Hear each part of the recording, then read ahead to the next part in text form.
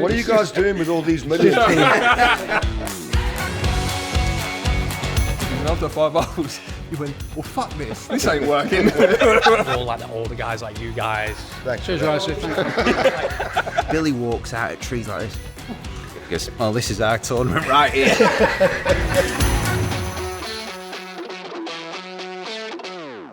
Right, lads, we are joined by 3 fellow caddies from the Live Tour.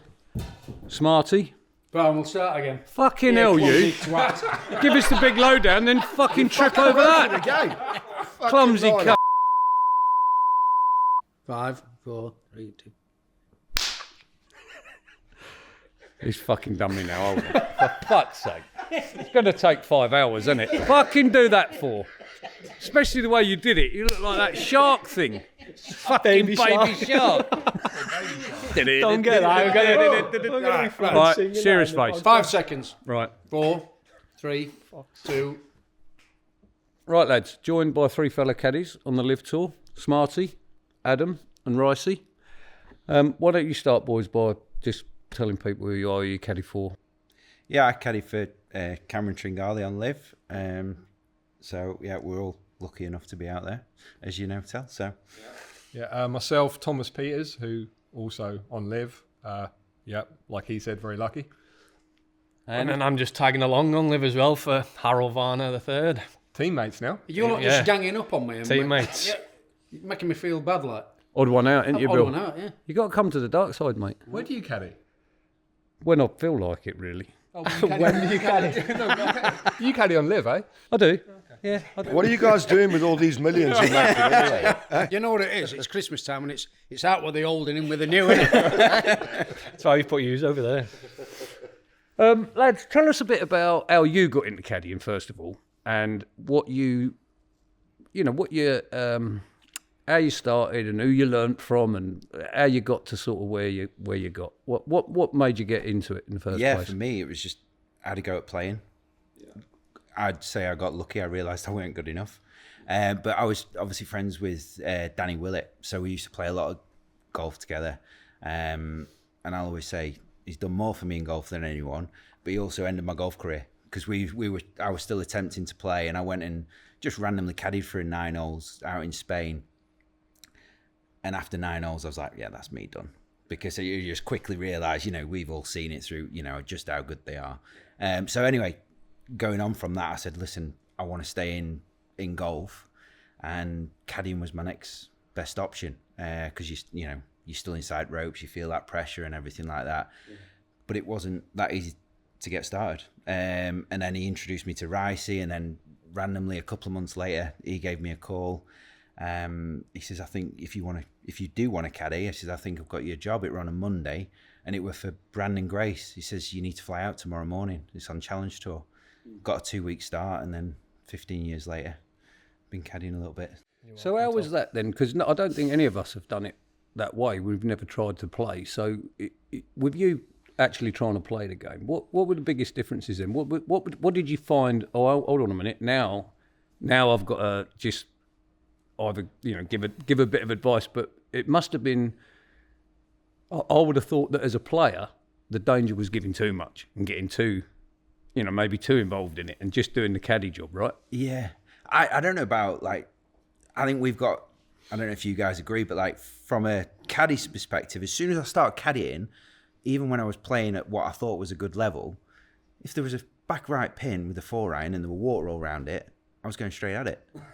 Now, as a caddy, you're caddying for the best players in the world and you're telling them to go 30, 40 feet left of it. But as a player, I thought, no, I'll be going straight at this. So it was just funny. I thought I saw the game a lot clearer caddying than I did as soon as even if I play now, and I barely even play.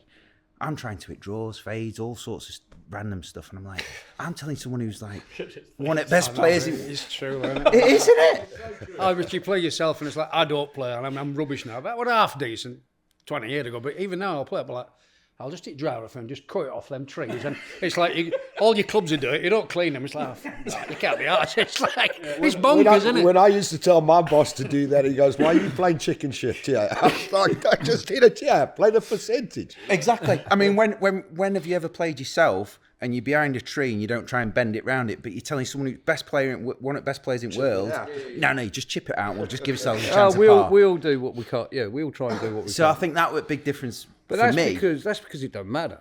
When we're playing and you're out, mate, you think if you don't come off, damn, I'll put it in my pocket. But when you're at a tournament and there's a lot of money at stake, like you say, suddenly you think, well, hang on, we'll think a bit different. This might cost us a few quid. If it It's don't funny come. how just like you start making rational decisions, whereas when you're playing, it's But I'd have to say, for me, and I don't know if these boys agree, when we first started caddying, that is how exactly you were, Faldo style, plot it down there, be safe, knock it. I don't think it's like that anymore. I'm finding myself watching other people play and other caddies caddy, and I'm thinking they're just way more aggressive than Yeah, that. it's a completely different game. They're, isn't it? they're I just mean, going for everything now, and if it don't come off, they'll clear their locker out and worry about it next week. That's so true. But you got to look at the game. I'm Even only fine, 20 years ago, then when the traps were like 270 yards, 275 yards to caddy it, well, you couldn't caddy them. I mean, Rory McIlroy at 5 wouldn't caddy that now. So the courses are completely different. If you bomb one like they do, 340, and if you miss a fairway 10 yards in the rough, they're only wedging it on anyway. So Well, it's interesting. it's naturally more aggressive. That's a good point because, like, the three of us have probably caddied, 35 years, and you boys, what are you up? Coming up, 17 years now. yeah, coming up. So I think for us, it's changed the courses and the setup and the golf balls. We've all caddied in the Balata days when the bloody thing went. If it was a left to right wind and you hit a 5-yard cut, it's in another county when that So comes. that gutty perch didn't cut when I was first started. But what have you boys noticed a big change in the last 20 since you started and where it is now, or has that been pretty? Because I mean, you would have caddied. There'd have been no Balata. You'd have all been. Yeah, it was Pro Vs for us when we started. I was 20 years ago, and it was. We were on the Pro yeah, Vs Pro and the big Vs. and the big metalheads and Exactly. yeah. You know how Adam started caddying? He caddied for me at Queenwood. You've stolen my story. Sorry, mate. Well, you can come on to that. Come on to that. You've stolen my story. Sorry, pal. No, but it's the truth. I'm rocking. Because the thing is, this type bastard let's rewind. I give him a fiver. What are you on about? The thing is, what worries me, you said 20 years ago you're a good golfer, and I caddied for you 20 years ago. It's more than that, sure. No, well, you said 20 years ago I was a good golfer. I caddied no, for you. it's more than 20 years. it was spring 2004. Probably 30 years ago. Spring 2004. I actually got Queenwood to look it up. Right. Yeah, so I got offered the assistant pro job at Ilkley in 1991. So that's, it's 33 years ago. 33 years ago I was a decent golfer, not 20 years ago. Yeah. I thought you were good. Thanks, mate. In patches. He's teed you up though, Adam. So presumably you were club caddying, were you? Yeah, so I took a bit of a different path into caddying than these guys. So I was, as a junior, I liked golf, but I knew by the age of sort of 15, I was like, not really going to be good enough to ever really play it. Maybe I could have been an assistant pro if I'd done my PGA training, but kind of got talked out of that. And I'll be honest, I was kind of floating around as a teenager. I was kind of studying at college, and I was sort of floating around, what should I do in my life? And then all of a sudden, this sort of Americanized golf club opened in the southwest of London. My initial contact with that golf club was trespassing. Just as it was opening, I thought, I'll go and have a look at the greens. Guy comes out in a buggy, throws me off, and as he throws me off, he says, do you want to caddy in the opening weekend? So this was October 2001. Caddied in the opening weekend, and then stayed there for 4 years club caddying, and then through club caddying I actually met, obviously Billy Foster, which was a big day in my all joking aside, I was really nervous that day. So I'm caddying at this club, and we're caddying. You're caddying for a guest of Mr. Darren Clark, 2-ball. Who have I got? You're caddying for Billy Foster. I mean, I was like, I wanted to get my Sharpie out of my locker. Stab me in the eye. I remember going down the second. It was the first hole. It was really quiet. I was like, oh my god, I'm caddying for. I was like, I'm bearing in mind I'm 17, so I'm 17. I'm caddying for Billy Foster, and I'm like, in my head, I'm like, forget Darren Clark, Billy Foster's here. So first hole, really quiet, keep out of the way. Anyway, you snap hooked it off the second. That'd be about right, yeah. Everything was left, and I said to you guys, I said, what do you want me to do today? You were like, oh, you can do everything, but just don't ruin my putts. And you're really nice. Like, I remember, like, genuinely, I said, oh, you know, and Shot it with me. and that day I started, a light bulb went in my head. I was like, oh, I could maybe, you know, one day I could caddy out on tour, maybe. Anyway, you went your way, I went my way. And I caddied at Queenwood for another couple of years. And then I met a sponsor of Ross Fisher. And through that, he kind of helped me. Ross used to come up, carry his own clubs. He couldn't afford a caddy.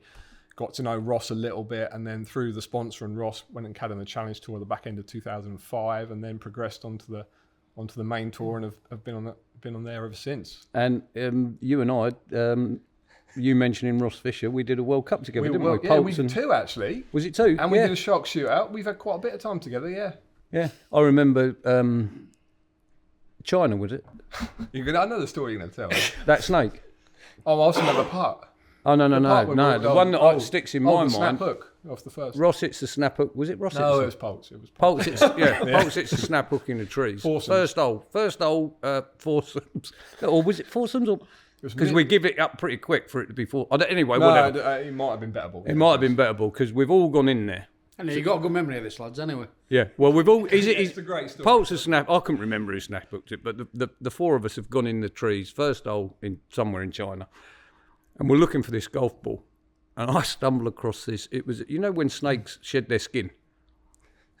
Well, it was fresh and all because it had all the colour on it, right?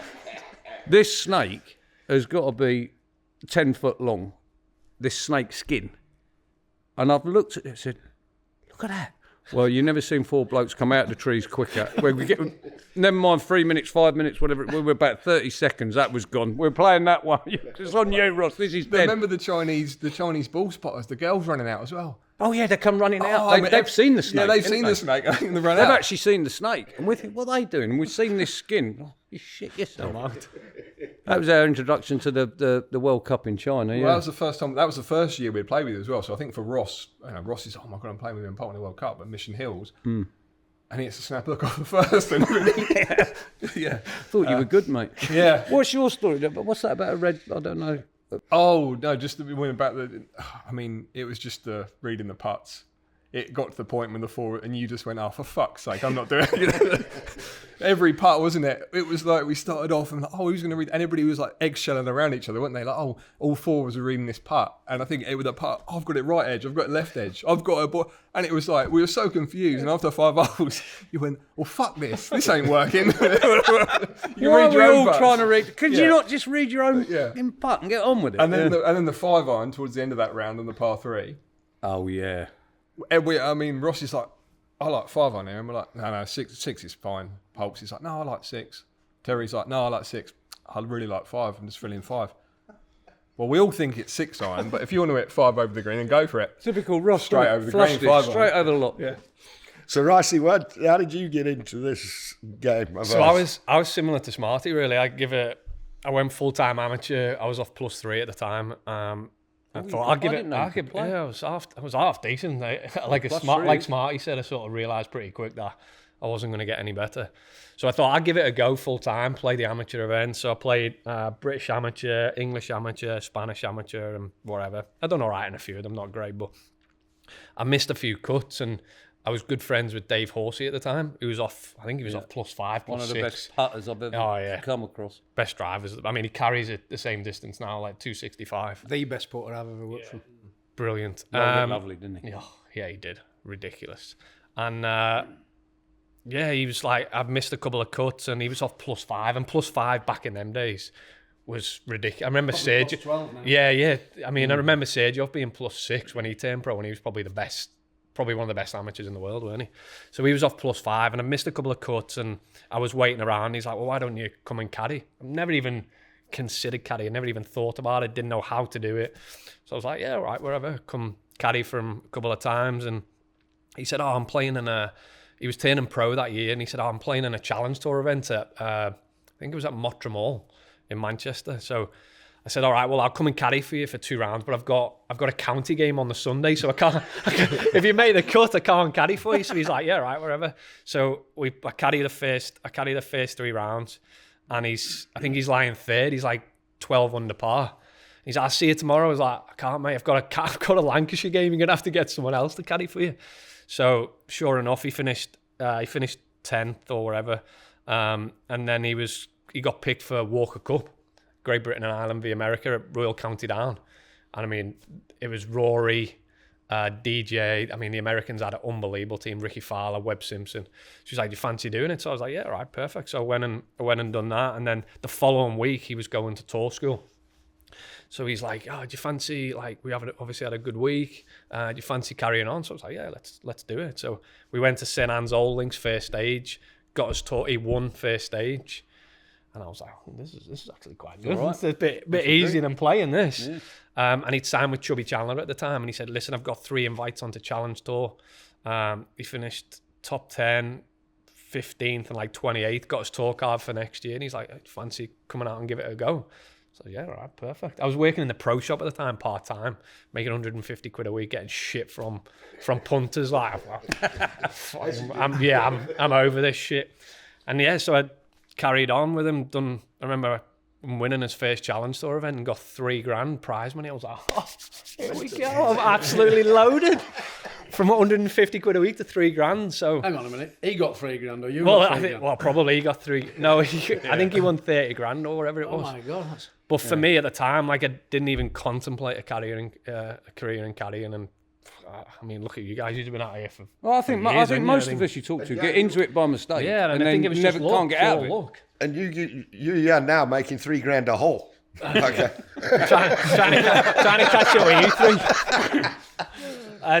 So that's how I got into it, really, and been 17 years ago. That is now, Jesus. It's a bit the difference in, like you're saying, he's come out and his first week, his man's earned 30 grand. We had an episode the other week. Oh my God. I mean, 30 grand, that would have been. But it just shows, doesn't it, the difference in just that 10 years. Yeah. How fast. I caddied for Tony Johnson. He finished 7th in the Portuguese Open and won £1,000, and I got 5. There were none of this 8%. It was 5%. I got €50. And as you know, you got to get to Portugal, pay your own expenses, and hitchhike and sleep in bushes and all that stuff. And that's it. But even then, going back 20 years on a challenge tour, how much? Yeah, I mean that was. I remember that was 2008. Was his first. Played challenge tour 2008. He won the Order of Merit in 2008, and then obviously went on to get on tour. And I think so. I carried on. I remember him winning his first tournament, and I think it was Morocco.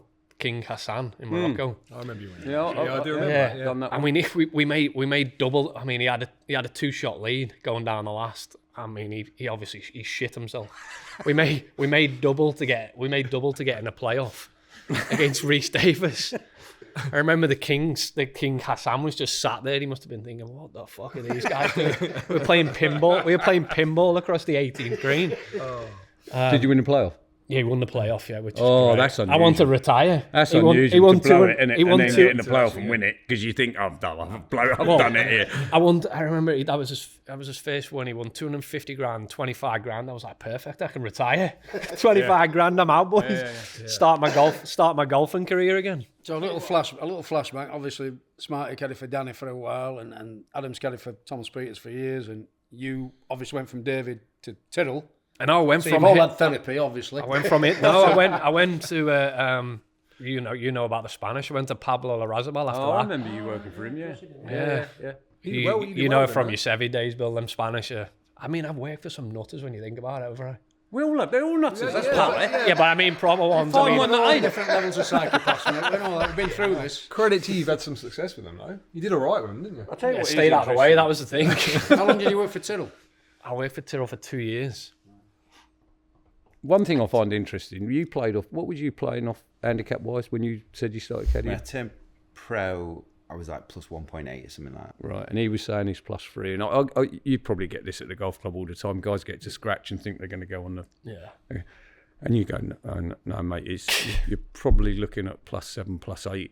If you can get to that, it's worth having to think about. And they go, what? Yeah. And they're playing 6,500 yard courses with pins in the middle of the greens. The thing is, it's so the handicap system. Like you play with these guys and they're off plus 5, plus 6. The handicap system's so different to how we used to play. Like we could only ever get our handicap down in the multi-medal on a Saturday. So you'd be like playing great all week, and you get to the multi-medal on a Saturday, and you'd absolutely shit yourself. But then now it's like, You can play around with your mates and put your card in and get. Can we say it to the camera? The handicap system is an absolute disgrace. Go back to the old rules. It's pathetic. Well, when we were growing up, Bill, all of us here probably, if you had a player in your club that played off scratch, it was everyone had talked, your scratch. Proper scratch player. Well, every club's got 10 or 15 of them now. They're all off scratch. And pluses and. You plus 2 for I'm involved with the Bedford County First team, and they're all off +2, +3, +4. One guy off +6. He's at college in America. He must be off +3 after watching them drives at St Andrews the other week on that 17th hole. Hey? How's this one? My missus played with somebody the other week. She made a 5-net 1. Well, I won't bother teeing up. I mean, what's it all about? And then you get 54, and then there's a slope system. You get 63 shots or something like that. But the thing is now that they go out and me and you can go out now and just have a fag back at Berkshire's and fill in the scorecard. I've just played 9 holes here. And they're throwing all these cards in.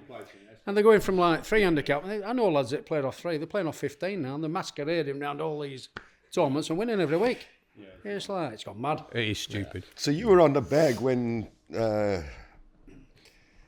Danny won. We're not going to talk about that, Ricky. Right, I'm off.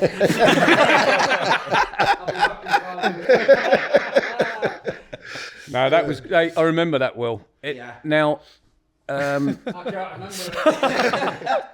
tell us a story, because he got in dead late, didn't he, Danny? Which I find interesting at the Masters, because if you look at over the history of the Masters, I've said this a few times. Me and Bill have spoke about this.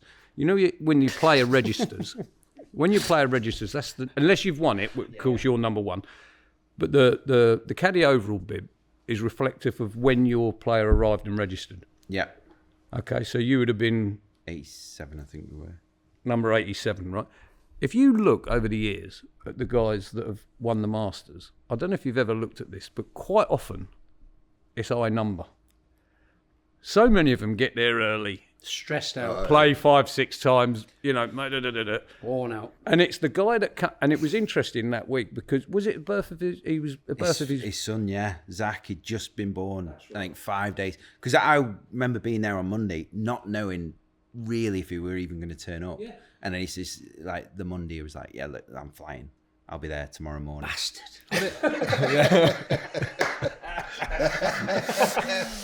It's funny. There's one thing I remember about that day. Oh, were you there, Bill, that year? Another one who broke his heart. I'll tell you, they're gagging up on me, because when Westy lost at Turnby, we're out with Adam in last group with Ross Fisher. Oh, yeah, you I've were not been there. out with you, Not yet. Sorry, you can't go at There'll me. be another one yet. I've been nice to you. Well, now you know why. Now you know why we've asked these guys along. They'll give you a good. Hey, now you know I'll never, because we don't play majors anymore, Bill. So I'm safe on that one. I'll always be in your good book on your Christmas card list. Excellent. Somebody's on my side, right? No, but it was funny about that day. There's one thing I remember about that day. So Danny's playing nicely. He's probably a couple under par through 12, whatever. West is maybe level, whatever. Spieth's like 7 under. He's like 5 clear. He's romping it. So it's like, so we're having a bit of a chat as you do, aren't we? I could finish top 3 here, smart. Keep going, lad, keep going. It's all that. And we turn the corner on 13, and there's that giant scoreboard at the back of the 14th tee, and I looked up. I went, that fucker's 7 under to Westwood, because West is like 1 under, Spieth's 7 under, Danny's 2, maybe going 3, whatever. And then obviously Danny makes a couple of birdies. I think he birdied 13, birdied 14 maybe. 14, yeah. It's like, now maybe Danny's 3 or 4 under. You'd know better. 1 at 2. But then as we get to 15th, now I'm all over him, and Willett said, come on, stick in here, you never know, it's Augusta, it's a Sunday of Augusta, anything can happen. Keep going, Danny, come on, lad, keep going, because he's like 4 under. West is 1 under, lying 5th or whatever. We get to 15th, West was just off at back at green, chips in for eagle. Danny didn't birdie it, so now it's like 4 under, 3 under. And then we walk into 16th, and this is almighty.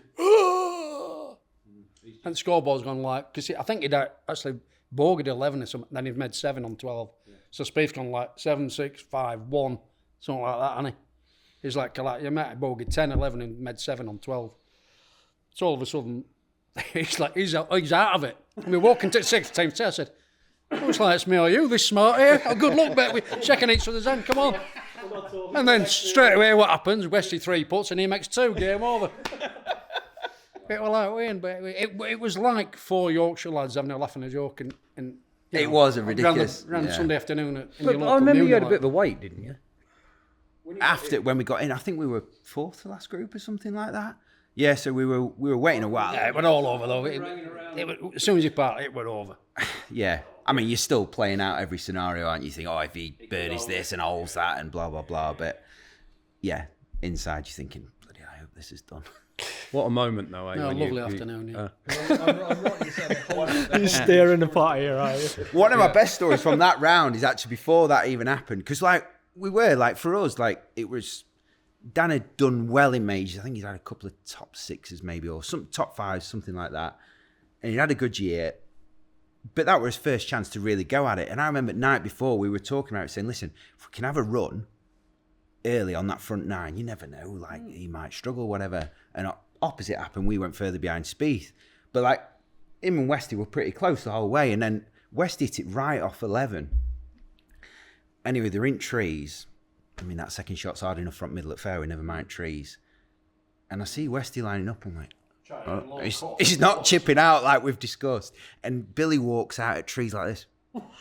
He goes, well, this is our tournament right here.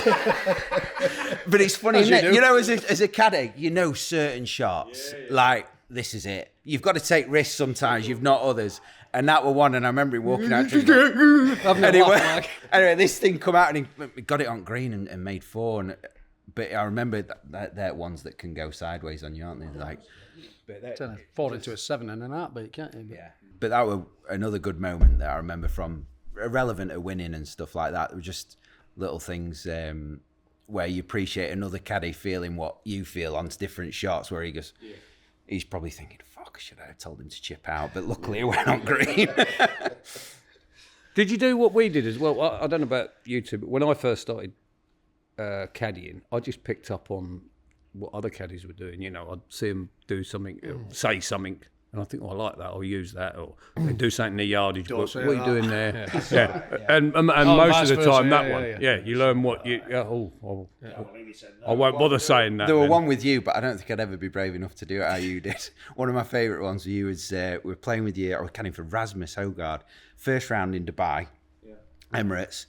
First round, walked off 18 and pulsed like 3-putted or made it just a silly bogey, which pisses any player off. So it's a long walk, isn't it, round to that first, and he's chuntering away, and everyone's dead quiet in group because you know someone's just getting over something bad happening. And we stand on that first tee. So Rasmus teed off. Forgot who else we were playing with. They've teed off. Just goes down to put his ball down, and he looks at the ball and he goes, "I need another ball." Throws it to you. You're just stood on bag, casual as anything, and looked over. And obviously you could have cut atmosphere with a knife. We how wound up he were, and you went, "If you ask nicely." We're all sat there, and this silence felt like it lasted 30 minutes, but it was quick. And luckily, Paul's laughed, and everyone else started laughing. Anyway, it's hit down middle. Birdie's 2 at next 5, and I'm thinking a few hours later, I'm thinking, bloody hell, that was good caddying. Because like you've completely transformed like his mindset and stuff, and little things like that. I think, you know, lots of people talk about caddying like pulling clubs and numbers and stuff. But it's like choosing your moments. Now, I don't know if I'd have been brave enough to... Yeah. But I mean, I've seen caddies writing stuff in their book. You know, what are you doing there then, mate? Oh, I mean, I know that one thing I picked up off you, Bill, that you always... You know the little compasses on the book? And I seen you one day with your red pen or whatever. And I, what are you doing there? You said, I just make that compass a lot bigger. Each side. It stands out more. Yeah. So it stands out. Because I can't see. And I just thought to myself, oh, I like that. Yeah. So anyway, I think everybody learns from each other, you know. I mean, obviously when you're new coming into the game, you know, you'll always try and lead from a guy who works for a top player or has won majors, and you just pick little things from each guy, you know. I mean, I remember when I first come out, like I'm a young kid. I think I was 18 years ago, so I was 20 at the time, and you sort of come out and when I first come out, there wasn't many younger guys out. There was all like the older guys, like you guys, Mick Donaghy and stuff. No, but you know what I mean. I'm like, but you know what I mean. And it's Anyway, almost on a plus note, it's almost a bit rail like pass next year. it's almost like you've just been thrown into the deep end, and you've got all these like experienced caddies who you were caddying for Polt, he was caddying for Westy, whatever. And I remember to this day, and I spoke about it on the Rick Shields podcast. And they said to me, "Oh, what's the best bit of advice you had?" And I remember going over to you in my first year, Billy, at the Dubai Desert Classic on the veranda. We were having a beer or whatever, and I said, "Bill, like, can you give me like a bit of advice? What would you?" And you said, "The best bit of advice I would give you is don't be a yes man." He said, "Don't ever stand next to your player and don't say what you're thinking." He said, "Because you won't go anywhere in this career." He said, "You won't last 2 minutes." He said, "Always say what you're thinking." He said, "And if you're wrong, you put your hands up and say, I apologise, but I wanted to let you know what I was thinking." And I said, and that's probably the best bit of advice I've ever had since I've been in caddying. Well, I think when I first came out, I mean, I used to try and follow the lead of Dave Musgrove or Pete Coleman, you know, because they'd been out for years before I came on tour.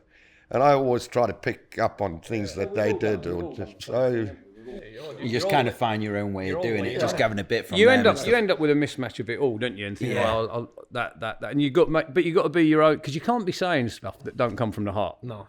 It just don't sound right. So you can't think, well, I heard him say that, so I'll have a go tomorrow. You You've just got to be so I your think- own person. Yeah, and I think that Okay. was the best bit of advice that anyone could ever give me. Like, no one's It's go over to me and very say, similar. you need to say this, you need to say that. It's just like, say what you think. Yeah, and sometimes you got to fight fire with fire as well.